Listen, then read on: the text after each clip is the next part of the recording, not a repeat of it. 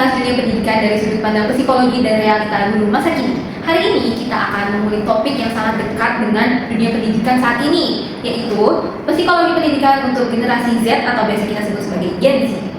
Nah, kenapa sih topik ini sangat penting? Karena di era saat ini, seperti yang kita ketahui, peserta didik dan gurunya itu sama-sama merupakan generasi digital. Tapi di balik itu semua, proses pembelajaran ternyata tidak selalu mulus walaupun zaman telah berkembang. Banyak tantangan yang kita hadapi sebagai calon-calon guru di masa ini.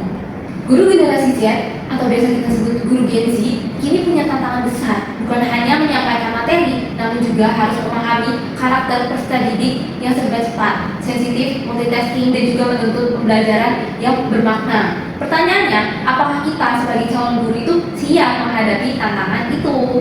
Nah, untuk membahas lebih dalam mengenai topik kali ini, hari ini saya tidak sendirian. Saya bakal ngobrol dengan partner belajar saya dalam mata kuliah Psikologi Pendidikan, yaitu Adinda Regilia. Halo semuanya, hai Paula. Hai. Oke. Terima kasih sudah mengundang. Topiknya berat banget nih, tapi sangat relevan untuk kita generasi Z yang memilih profesi guru di masa depan nanti.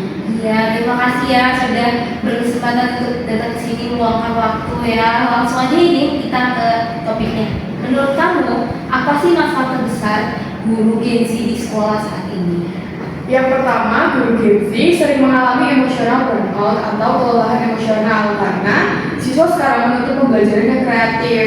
Sekolah punya target tinggi, sementara kehidupan personal juga ingin seimbang. Itulah yang membuat guru Gen Z rawan stres. Setuju banget sih, Din. Karena dari perspektif psikologi pendidikan, kita tahu bahwa guru itu bukan hanya mengajar, tapi juga mengelola emosional kelas, membangun motivasi belajar, dan juga memahami perbedaan karakteristik siswa. Karena seperti yang kita ketahui bahwa dalam satu kelas itu, setiap siswanya memiliki karakteristik yang berbeda-beda kan? Seperti itu. Nah, dan disinilah pentingnya literasi psikologi pendidikan untuk Gen Z.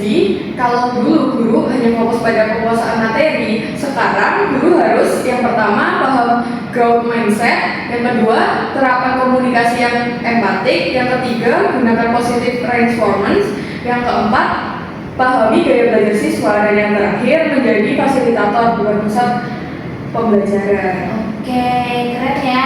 Jadi kesimpulan itu bukan guru galak sama dengan siswa disiplin, tapi guru peka sama dengan siswa merasa aman secara psikologis gitu ya. Tepat sekali, Maula. Keamanan psikologis itu fondasi utama kelas yang nyaman, khususnya untuk siswa Gen Z dan Gen Alpha yang sangat emosional serta butuh validasi. Iya, oke. Kita sudah bicara mengenai masalahnya. Sekarang apa sih solusi yang bisa kita lakukan sebagai guru Gen Z di masa depan ini? Ada dua resep sederhana dalam psikologi pendidikan nih. Yang pertama, bangun relasi dulu baru instruksi. Kenali nama, minat, dan suasana hati siswa. Dan yang kedua, pembelajaran yang kolaboratif.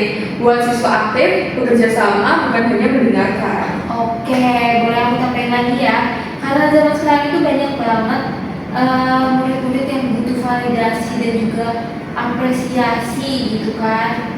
Kayak kita tuh butuh memberikan validasi dan apresiasi yang spesifik atau realistis. Kayak misalnya, aku suka nih argumen kamu bukan hanya sekedar bagus ya pendapatnya, gitu ya Din. Ya, betul sekali. Guru Gen Z seharusnya bukan hanya mengajar, tapi juga bahagia. Oke, bener. Wah, pembahasan kita luar biasa sekali ya. Semoga guru Gen Z di luar sana sadar bahwa kompetensi psikologis itu sama pentingnya dengan kompetensi pedagogis. Apakah ada pesan-pesan yang mau kamu sampaikan untuk guru-guru Gen Z di masa depan?